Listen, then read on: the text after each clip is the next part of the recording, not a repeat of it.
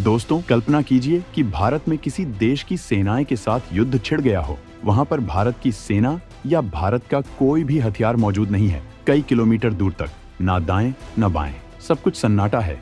अचानक आसमान से रंग बिरंगी रोशनी की किरणें बिजली की रफ्तार से आसमान से धरती की तरफ उसी तरफ आती है जहां पर दुश्मन देश की सेना है।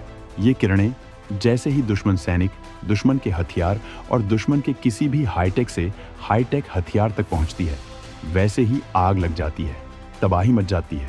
सैनिक अंधे हो जाते हैं और टैंक खुद ब खुद जल उठते हैं।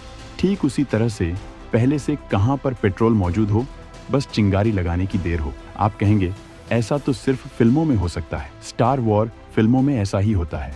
काल्पनिक हथियार हो, अंतरिक्ष में रहते हैं, उनसे हमला होता है। लेकिन दोस्तों, अगर हम आपसे ये कहें भारत के इसरो के वैज्ञानिकों ने ऐसे हथियारों पर काम करना शुरू कर दिया है और ये दुश्मनों पर ऐसी ही तबाही मचा सकते हैं, तो आप क्या कहेंगे?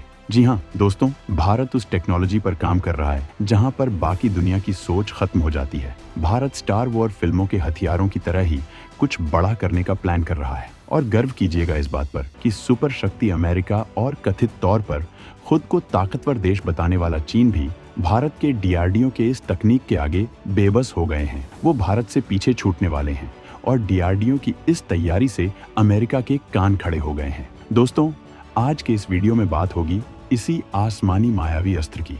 तो वीडियो पर कर दीजिएगा लाइक और कमेंट में लिख लीजिएगा जय हिंद जय भारत। चलिए शुरू करते हैं। अंतरिक्ष में एंट्री मारने वाला है इसरो का महा हथियार।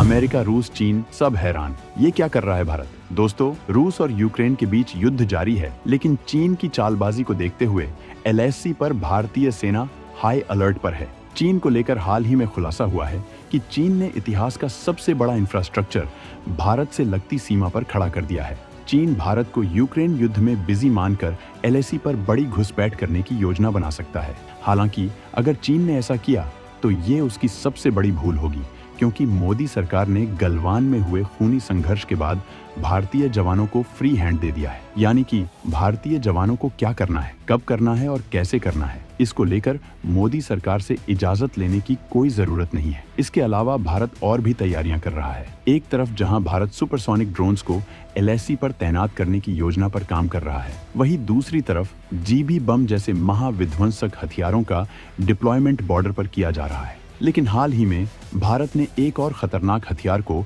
एलएसी पर तैनात करने का फैसला कर चुका है। ये एक ऐसा हथियार होगा जिसके बारे में चीन ने आज तक सुना भी नहीं होगा। जिस तरह से भारत का ये नया हथियार काम करता है, चीन ने ऐसी कोई कल्पना भी नहीं की होगी।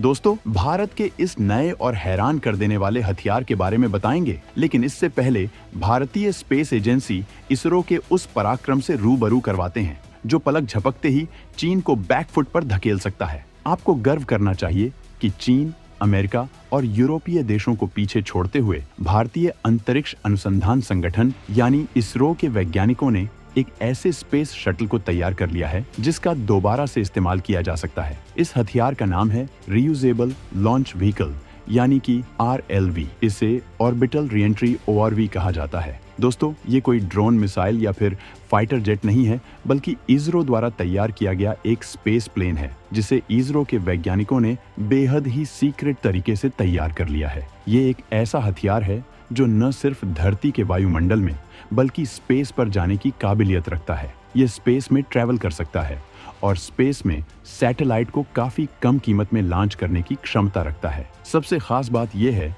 कि इसका दोबारा से इस्तेमाल किया जा सकता है।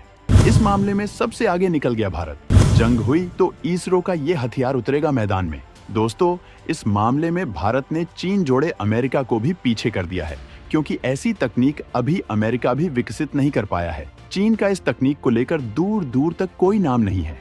भारत के अलावा एलन मस्क यानी स्पेस एक्स इस तकनीक पर काम कर रहा है, लेकिन इसरो द्वारा विकसित की गई तकनीक स्पेस एक्स की तकनीक से काफी जटिल और हाईटेक है। रिपोर्ट की माने तो इस RLV का इस्तेमाल न केवल अंतरिक्ष में सैटेलाइट को लॉन्च करने में किया जा सकता है, बल्कि इसका इस्तेमाल करते हुए दुश्मन पर ताबड़तोड़ हमला भी किया जा सकता है। दुश्मन के सैटेलाइट को निशाना बनाया जा सकता है और उनका अंतरिक्ष में नेस्तानात किया जा सकता है। सबसे खास बात यह है कि इस ORV के जरिए डायरेक्टेड एनर्जी वेपन यानी लेजर हथियार दागे जा सकते हैं। यानी कि लेजर के जरिए अंतरिक्ष से ही दुश्मन की कम्युनिकेशन टेक्नोलॉजी को तबाह किया जा सकता है। इसरो द्वारा तैयार किया गया ये नया योद्धा स्पेस में बिजली की रफ्तार से मिसाइल को लॉन्च कर सकता है। इसकी रफ्तार आवाज की रफ्तार से तेज बताई जा रही है, यानी कि इसकी स्पीड हाइपरसोनिक स्पीड के आसपास हो सकती है। इसका इस्तेमाल करते हुए भारत न केवल सैटेलाइट लॉन्चिंग और हमला कर सकता है, बल्कि दुश्मन की जासूसी भी कर सकता है। दुश्मन के हर एक चाल पर बड़े ही आसानी से नजर रख सकता है, यानी भारत की सुरक्षा में भी काम आ सकता है। और इसलिए इसे आधुनिक भारत का ट्रांसफार्मर भी कहा जा रहा है, जिसका इस्तेमाल करते हुए दुश्मन के सैटेलाइट को बर्बाद किया जा सकता है। भारत अब न केवल अंतरिक्ष में काफी कम कीमत में सैटेलाइट्स को लॉन्च कर पाएगा, बल्कि अंतरिक्ष सुरक्षा में एक कदम आगे निकल जाएगा।